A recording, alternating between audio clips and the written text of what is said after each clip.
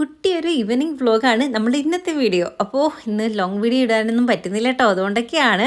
അപ്പോൾ വൈകുന്നേരത്തേക്കല്ല, രാത്രി ഡിന്നറിന് വേണ്ടിയിട്ട് നമുക്കിന്ന് പൊറോട്ടയാണേ. അപ്പോൾ പൊറോട്ട ഉണ്ടാക്കാൻ വേണ്ടിയിട്ട് അമ്മയടുത്ത് ചുമ്മാ ഇങ്ങനെ പറഞ്ഞുള്ളൂ, ഇത് എനിക്ക് വേണ്ടിയിട്ടൊന്നും അല്ല, അവരുടെ മോന് വേണ്ടിയിട്ടാണ് ഈ ഉണ്ടാക്കിക്കൊണ്ടിരിക്കുന്നത്. അപ്പോൾ പൊറോട്ടയ്ക്ക് മാവൊക്കെ നേരത്തെ എല്ലാം നനച്ച് സെറ്റാക്കി വെച്ചിട്ടുണ്ടായിരുന്നു. അതിൻ്റെ കൂട്ടത്തിൽ പരത്തുന്ന സമയത്ത് തന്നെ വിളിക്കണേന്ന് അമ്മയടുത്ത് ഞാൻ പറഞ്ഞിട്ടാണ് പോയത്. പക്ഷേ ഞാനിങ്ങനെ കുളിച്ചിട്ടൊക്കെ വന്നപ്പോഴത്തേക്ക് ഇവിടെ ഒരുവിധം കാര്യങ്ങളെല്ലാം റെഡി ആയി കഴിഞ്ഞു. അതായത് എല്ലാം പരത്തി കട്ട് ചെയ്ത് ചുരുട്ടി എല്ലാം മടക്കി എല്ലാം വെച്ചിട്ടുണ്ട്. ഞാനും പൊറോട്ടയൊക്കെ ഉണ്ടാക്കും കേട്ടോ, വീശി അടിക്കുമായിരുന്നു. എനിക്ക് നല്ലപോലെ വരികയും ചെയ്യുമായിരുന്നു കേട്ടോ. വീശിയൊക്കെ അടിച്ച് ഞാനിങ്ങനെ എടുക്കുമായിരുന്നു. അമ്മ വീശി അടിക്കുന്നില്ല, അമ്മ മറ്റേ കൈ കൊണ്ടങ്ങ് പരത്തുകയാണ്. മറ്റേ ഈ ഒരു നമ്മുടെ ചപ്പാത്തിയുടെ കൊഴുവി ഉണ്ടല്ലോ, അത് വെച്ചിട്ട് പരത്തുന്ന നല്ലതാണ്. പക്ഷേ അമ്മ പറഞ്ഞ് കൈ കൊണ്ട് പരത്തുന്നത് നല്ലതെന്ന് പറഞ്ഞ ആൾ കൈ കൊണ്ടൊക്കെയാണ് എടുക്കുന്നത്. ഞാൻ ഒത്തിരി വർഷങ്ങൾക്ക് മുന്നേ ആയിട്ട് ഉണ്ടാക്കിയിട്ടുള്ളത്. അത് കഴിഞ്ഞ് അങ്ങനെ പൊറോട്ട വലുതായിട്ട് കായംകുളത്ത് നിൽക്കുന്ന സമയത്ത് ഉണ്ടാക്കിയിട്ടുണ്ട്, അല്ലാതെ പിന്നെ ഉണ്ടാക്കിയിട്ടൊന്നുമില്ല. ഇച്ചിരി മെനക്കെട്ട പരിപാടിയാണല്ലോ നമുക്ക്. പിന്നെ കൈയും കാലുമൊക്കെ വേദനയൊക്കെ വരുന്നത് കാരണം അങ്ങനെയുള്ള കാര്യങ്ങളൊന്നും ഉണ്ടാകാറില്ല. ഇന്ന് കുറച്ച് മാത്രമേ ഉണ്ടാകുന്നുള്ളൂ, നമ്മൾ 3 പേരല്ലേ ഉള്ളൂ, അതുകൊണ്ട് പിന്നെ വലിയ പാടില്ല കേട്ടോ. അങ്ങനെ അമ്മ ഇതൊക്കെ പരത്തിയൊക്കെ എടുക്കുന്നുണ്ട്. അത് കഴിഞ്ഞ് എല്ലാം ഉരുട്ടി സെറ്റാക്കി എടുക്കുന്നുണ്ട്. ഇനി എളുപ്പമാണല്ലോ, ഇനിയൊന്ന് പരത്തണം. പിന്നെ നല്ല ചൂട് കല്ലിലോട്ട് ഇട്ടൊന്ന് ചുറ്റും തിരിച്ചും മറിച്ച് എടുക്കണം. അപ്പോഴത്തേക്ക് നമ്മുടെ പൊറോട്ട റെഡിയാവും. പിന്നെ ഒന്ന് ചൂടോടെ എല്ലാം കൂടെ അങ്ങോട്ട് ചേർത്ത് പിടിച്ച് ഒരു അടിക്കുമ്പോഴത്തേക്ക് സെറ്റ്. അപ്പോൾ ഇനി അത്രയും പരിപാടിയേ ഉള്ളൂ. അതുകൊണ്ട് അമ്മ ആദ്യം ഒരെണ്ണം എടുത്ത് പരത്തി അങ്ങോട്ട് ദോശക്കല്ലിലോട്ട് ഇടുന്നുണ്ട്. എണ്ണ അധികം ഒഴിക്കുന്നതൊന്നും ഇല്ല കേട്ടോ. മറ്റേത് എണ്ണ ഇങ്ങനെ വാരിക്കോരി ഒഴിക്കുമല്ലോ പൊറോട്ടയ്ക്ക്, നമ്മൾ അധികം എണ്ണയൊന്നും ഒഴിക്കാതെയാണ് ഉണ്ടാക്കുന്നത്. നമ്മുടെ വീട്ടിൽ ഉണ്ടാക്കുമ്പോൾ ഇച്ചിരി ടേസ്റ്റ് കുറഞ്ഞാലും കുഴപ്പമൊന്നുമില്ല, നമുക്ക് കഴിക്കാനല്ലേ. അതുകൊണ്ട് ബാക്കിയുള്ളതൊക്കെ പിന്നെ ഞാനായിട്ടോ പരത്തിയൊക്കെ കൊടുക്കുന്നത്. അപ്പോൾ അമ്മ എവിടെ നിന്നിട്ട് പറയണം കുളം ആക്കരുത് എന്നൊക്കെ. ഈ പറച്ചിലേട്ടാ നമുക്കൊന്നും ഉണ്ടാക്കാൻ അറിയാത്ത പോലെയാണ് ഇവരുടെയൊക്കെ സംസാരം കേട്ടാ. ഞാനാണെങ്കിൽ വർഷങ്ങൾക്ക് മുന്നേ ഞാൻ പൊറോട്ട അടിച്ച ആളാണെന്ന് എൻ്റെ അമ്മയ്ക്ക് മനസ്സിലാവാത്തതുകൊണ്ടാണോ അതോ ആയിട്ടും നമ്മളിങ്ങനെ എന്താ പറയുക അങ്ങ് പുച്ഛിച്ച് തള്ളുവാണോ എന്ന് അറിയത്തില്ല.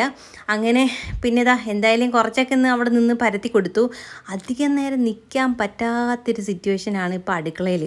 കാരണം വേറൊന്നും കൊണ്ടല്ല, ചൂട് കാരണം ഇങ്ങനെ വിയർത്തൊലിച്ച് ഒരു ചെറ്റി വീഴും. ഞാൻ എപ്പോഴും തുടച്ചുകൊണ്ട് നിൽക്കണം, ഒരു തുണി എപ്പോഴും കയ്യിൽ കരുതിയേക്കണം, ഇല്ലെങ്കിൽ കറികൾക്കൊക്കെ ഉപ്പ് കൂടാൻ ചാൻസ് കൂടുതലാണ്. അങ്ങനെ കുറേയൊക്കെ പരത്തി കഴിഞ്ഞ് പിന്നെ ചുടാൻ ഞാൻ കയറി. പിന്നെ നമ്മൾ കുറച്ചൊരു 4-5 ചുട്ട് പെട്ടെന്ന് അടിച്ചങ്ങ് മാറ്റുന്നുണ്ട്. ചൂട് പോയി കഴിഞ്ഞാൽ ഇത് അടിച്ചു കഴിഞ്ഞാൽ ഭയങ്കര സോഫ്റ്റ് ആവത്തില്ല എന്നാണ് പറയുന്നത്. അതുകൊണ്ട് ഇത് അടിച്ചങ്ങ് മാറ്റിയൊക്കെ വെക്കുന്നുണ്ട് കേട്ടോ. പിന്നെ എല്ലാം അടിച്ചൊക്കെ കഴിഞ്ഞപ്പോഴത്തേക്ക് നമ്മുടെ പൊറോട്ട അടിപൊളിയായിട്ട് സെറ്റായിട്ട് വന്നിട്ടുണ്ട്. ഈ സമയത്താണെങ്കിൽ വിയർത്ത് ഒലിച്ചുകൊണ്ടേ ഇരിക്കുകയാണ്. പിന്നെ കുറേ പേര് ചോദിച്ചായിരുന്നു എൻ്റെ ഹെൽത്ത് എങ്ങനെയുണ്ടെന്ന്. എനിക്ക് കുഴപ്പമൊന്നും ഇല്ലടാ. ഇങ്ങനെ ഇപ്പോൾ എന്താ പറയുക, അധികം നേരം നിൽക്കുകയൊക്കെ ചെയ്യുമ്പോൾ ഒരു ബാക്ക് പെയിൻ പോലെ വരുന്നുണ്ട്. അത് നേരത്തെ ഉണ്ട്, കുറച്ച് നാളായിട്ടുണ്ട്. വയറൊക്കെ ആയി കഴിഞ്ഞപ്പോഴത്തേക്ക് ബാക്ക് പെയിനൊക്കെ ആയി തുടങ്ങിയിട്ടുണ്ടായിരുന്നു അത്യാവശ്യം. അതിൻ്റെ ബുദ്ധിമുട്ട്, പിന്നെ ഉറക്കമില്ലായ്മ, അതാണ് മെയിനായിട്ട്.